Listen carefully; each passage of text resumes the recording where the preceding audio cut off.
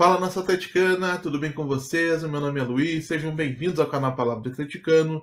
E no vídeo desse domingo a gente vai falar das possíveis, ou até talvez já prováveis, saídas de Bento e Vitor Roque, e o que eu acho do Furacão estar perdendo dois dos seus principais jogadores no meio da temporada 2023. Fiquem comigo que logo depois da vinheta a gente volta para falar sobre todos esses assuntos.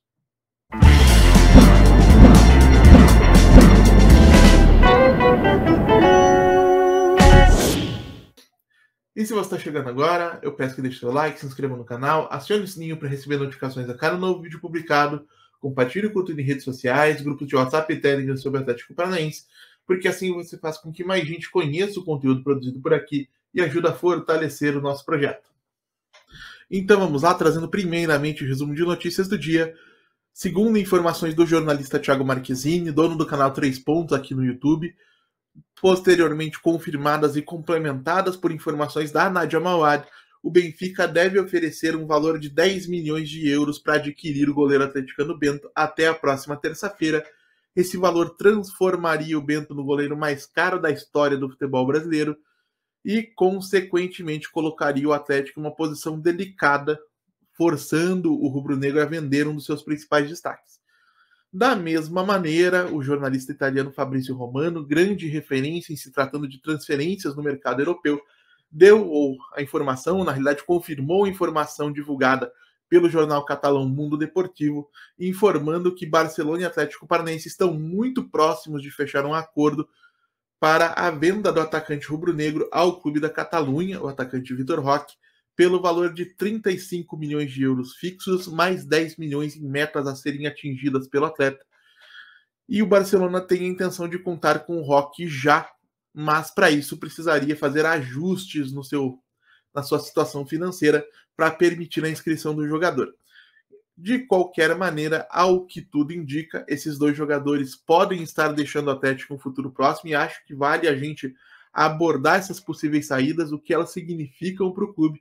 Evidentemente que tecnicamente são duas grandes perdas, são dois dos principais, talvez os dois principais destaques do Furacão, juntamente com o Fernandinho, que nesse momento está afastado por uma lesão. E isso representaria, lógico, uma perda enorme para o time dentro de campo.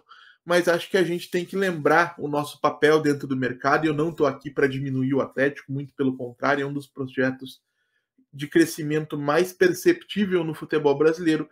O que eu acho é que esse projeto cresce tanto justamente porque o Atlético sempre entendeu aonde estava e o que precisaria fazer para continuar progredindo e chegar no seu lugar almejado, sendo um dos principais clubes do futebol brasileiro e sul-americano. Nesse momento, o Atlético ainda está numa situação financeira onde ele precisa vender jogadores, os seus principais jovens, para poder ter fluxo de caixa, continuar investindo e sendo competitivo. A gente já viu isso anteriormente com o Lodge, com o Bruno e com tantos outros jogadores. No mercado de janeiro a gente viu isso com o Abner. E falando em Abner, ele é uma das grandes razões pelas quais eu não sou contrário à venda de nenhum desses dois jogadores no momento. Explico. Para quem não se lembra, antes de janeiro, o Atlético já havia recusado propostas ou sondagens de valores bastante significativos pelo nosso lateral esquerdo, 15, 20 milhões de euros praticamente, e acabou tendo que vender o Abner por 5 ou 7 milhões, a depender da fonte que você consulta, mais bônus que podem ou não ser atingidos, porque perdeu o timing dessa venda.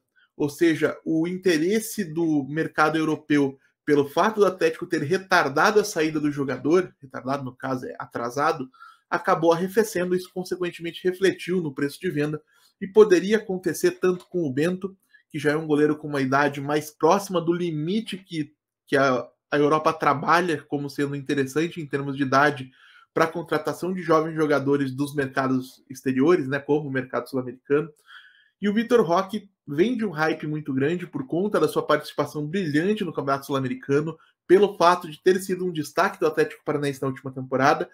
E esse hype, por mais que merecidíssimo, ele pode esfriar sim, independentemente da bola que ele continue jogando. Isso significa que se chegou o momento de venda, tanto de Bento quanto de Vitor Roque, o Atlético, pelo fato de não ser um dos principais clubes do Brasil em termos financeiros, que fique bem claro que eu não estou falando em termos esportivos, o Atlético precisa sim dar saída para esses jogadores. Isso, ao meu ver, não é um problema. A grande questão é que, para dar saída a esses jogadores, o Atlético tem que ter noção e já tem que ter mapeado o mercado para saber quem serão os substitutos. No caso do Bento, a gente ainda pode falar, por exemplo, de Léo Link, de Gabriel Pereira, que são dois bons goleiros que o Atlético tem na base, e Mikael, uma promessa que a gente imagina que atingirá um nível altíssimo em alguns anos, mas nenhum deles testado sob pressão, como o Bento já havia sido quando o Santos foi negociado com o Flamengo. Então, entendo que uma aposta em qualquer um deles nesse momento é bastante arriscada. Logicamente que, da mesma forma que aconteceu com o Bento, é possível que quem acompanha o dia a dia do CT tenha uma visão diferente, tenha mais confiança em um ou alguns desses nomes para que possam assumir a meta rubro-negra no caso de uma negociação.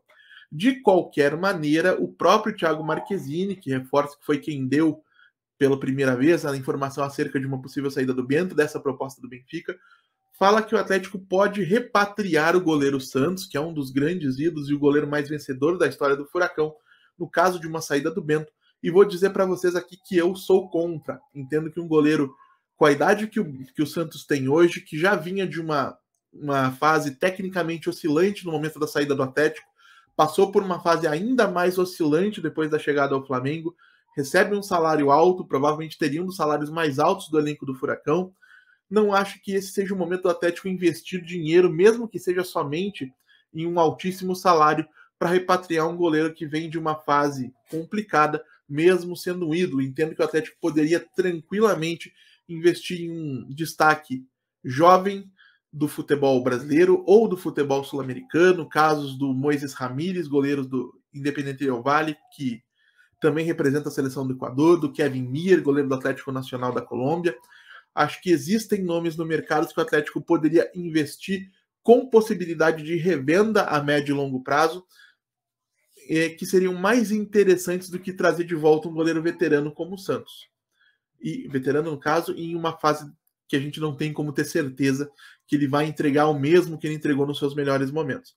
Em se tratando do Roque, sendo bastante honesto, é muito difícil a gente imaginar que alguém vai encontrar um jogador igualmente decisivo, jovem, capaz, um craque de bola para substituí-lo, mas o Atlético pode sim buscar um nome de qualidade, um nome que de fato acrescente ao time, mais do que acrescentaria, por exemplo, uma promoção do Pablo ao time titular.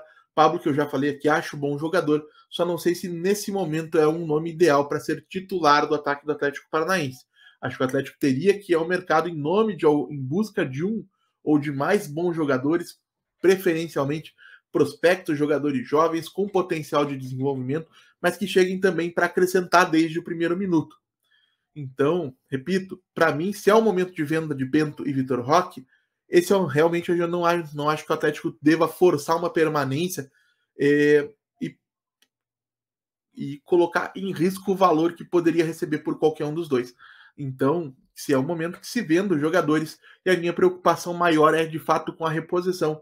Entendo que os dois são importantíssimos, mas que o Atlético tem condições, até pelos valores que receberá, de investir em substitutos à altura.